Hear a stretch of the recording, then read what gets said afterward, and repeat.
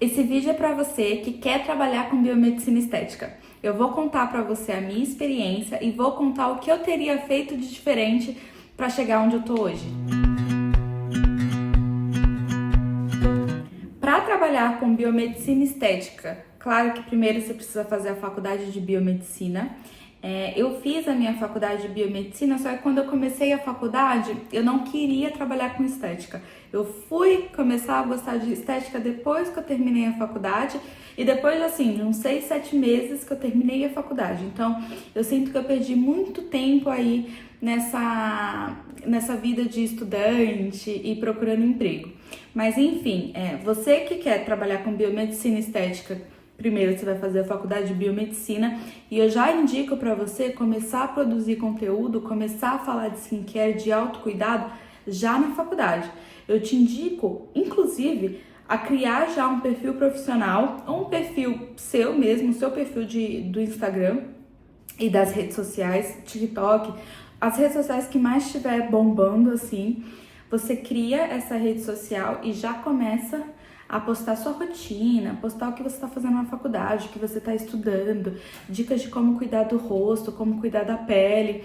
Eu super indico isso para você. Não consegui fazer, porque como eu falei, eu comecei a faculdade, eu já não gostava tanto assim de estética, eu fui gostar de estética depois. É uma coisa que eu teria feito de diferente. Então, se você quer começar a trabalhar com biomedicina estética e tá fazendo a faculdade de biomedicina, já começa a produzir conteúdo. Dica número 2, se você já faz a faculdade de biomedicina e já criou as suas redes sociais mostrando toda a sua rotina de estudos, seus cuidados com skincare e dicas de como cuidar do rosto, eu indico você a já procurar estágio na sua área. Também é uma coisa que eu teria feito de diferente. Por que eu te falo isso? Se você consegue um estágio na área da biomedicina estética, você já aprende a lidar com os procedimentos estéticos sem precisar fazer uma pós depois. Ou se ainda precisar fazer uma pós, você vai fazer a pós só para pegar o certificado, porque você já vai saber. Você já vai saber fazer um botox, um preenchimento, um bioestimulador, porque você vai estar vivenciando aquilo. E aí você não perde tempo tendo que fazer uma pós depois de passar 4 anos de biomedicina para fazer uma pós em biomedicina estética. As pós aí tá de 1 ano a 2 anos. Então, se você consegue um estágio na sua área de biomedicina estética enquanto você está fazendo biomedicina, você economiza tempo e ganha para isso, achando um estágio remunerado. Se você não achar um estágio que seja remunerado, eu ainda assim indico que você faça estágio, porque mesmo assim você economiza tempo. Dica número 3, se você é um estudante que já terminou a faculdade de biomedicina e tá na dúvida se você faz cursos livres ou se você faz uma pós em estética, eu indico que você precisa de uma pós de qualquer jeito, porque você precisa do certificado. Então, eu faria a pós para ter o certificado, mas eu faria uma pós curtinha. Hoje em dia já tem pós online. E investiria mais em cursos livres. Por quê? Porque no cursos livres você consegue ter uma prática muito maior. Hoje já existem cursos, já existem profissionais dando cursos que você consegue praticar o dia inteiro, quase mais que 12 horas de prática de curso. Sim, existem cursos que hoje eles estão oferecendo mais de 12 horas de prática e você consegue ter essa prática muito mais tranquila, você se sente mais segura em fazer esses procedimentos do que na pós. Se você faz uma pós, muitos dos profissionais hoje saem da pós, não tem essa segurança de fazer um procedimento, um botox, que seja um preenchimento diferente dos cursos livres. Então, ao invés de você querer investir numa boa pós e depois uns bons cursos livres, eu indico que você invista numa pós rapidinha, invista pouco numa pós rapidinha e invista muito em cursos livres. Dica número 4, marketing, vendas, gestão. São 3 coisas que você com certeza precisa saber antes de todo o resto. Antes de aplicar um botox, antes de aplicar um preenchimento, fazer um bioestimulador, você precisa saber sobre marketing, você precisa já usar suas redes sociais voltadas para as vendas e você precisa entender sobre gestão de uma clínica, sobre impostos, sobre o que você precisa para abrir uma clínica, sobre carteirinha, sobre CRBM. Você precisa saber de tudo isso, coisa que a faculdade não ensina, nem a pós ensina, nem cursos livres ensina. Então você precisa estudar sobre marketing, sobre gestão, sobre vendas, sobre como atrair os pacientes, e tudo isso. Você precisa saber antes de tudo. Dica número 5. Me formei em biomedicina, já tenho a minha pós, quero entrar no mercado de trabalho. Como que eu faço? Você tem duas opções. Você pode trabalhar por conta, e aí esse trabalho de marketing, vendas, ele precisa estar muito bem estruturado e muito bem trabalhado, porque você vai precisar atrair pacientes que não te conhecem. E aí você começa a divulgar o seu trabalho. No meu caso, eu comecei a trabalhar a domicílio, então os meus primeiros procedimentos foram limpeza de pele, drenagem, depois eu parti pro Botox, depois foi bioestimulador, depois foi preenchimento. Mas quando eu já estava fazendo o Botox, os procedimentos mais invasivos, né, eu já tinha uma salinha que eu alugava. Antes disso, eu fazia limpeza de pele, drenagem e massagem modeladora. Eu conseguia a minha renda para alugar fazendo esses 3 procedimentos a domicílio. Então, uma das alternativas é você começar a trabalhar por conta e a domicílio, se você não tem renda ainda, né, para alugar uma sala, para manter um consultório.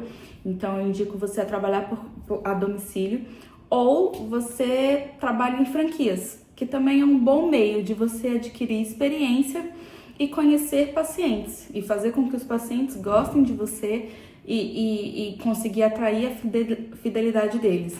Então, duas opções: ou você trabalha por conta, e de novo, você tem que ter o marketing muito bem enrijecido se você trabalhar por conta, ou você trabalha em franquias. Às vezes, dependendo do seu caso, trabalhar em franquias pode te gerar um benefício maior. Justamente por causa dessa experiência que você vai ter experiência fazendo os procedimentos e vendendo, porque eles já sabem muito bem vender procedimentos. Então, numa franquia você vai aprender a vender e vai aprender a ter mais experiência fazendo os procedimentos estéticos e vai fidelizar clientes. Então, coloca aí na balança, vê o que é melhor para você, trabalhar por conta ou ir para clínicas populares. São duas alternativas muito boas. Sexta e última dica: você tem que estudar. Independente de onde você for trabalhar, se você for trabalhar por conta, se você for trabalhar em clínicas populares, você precisa estudar a vivência do seu paciente. Para o paciente se conectar com você, para o paciente se identificar com você, você precisa falar a mesma língua do seu paciente. Você precisa entender as lojas que eles frequentam, você precisa entender os filmes que eles veem, as séries que eles assistem, os restaurantes que eles vão. Não tô falando que você precisa de status, tá? Inclusive, esquece status, não precisa disso. Não precisa ficar andando com marcas, com roupa, não, com bolsa de Louis Vuitton, não precisa. Não é isso que eu falo pra você.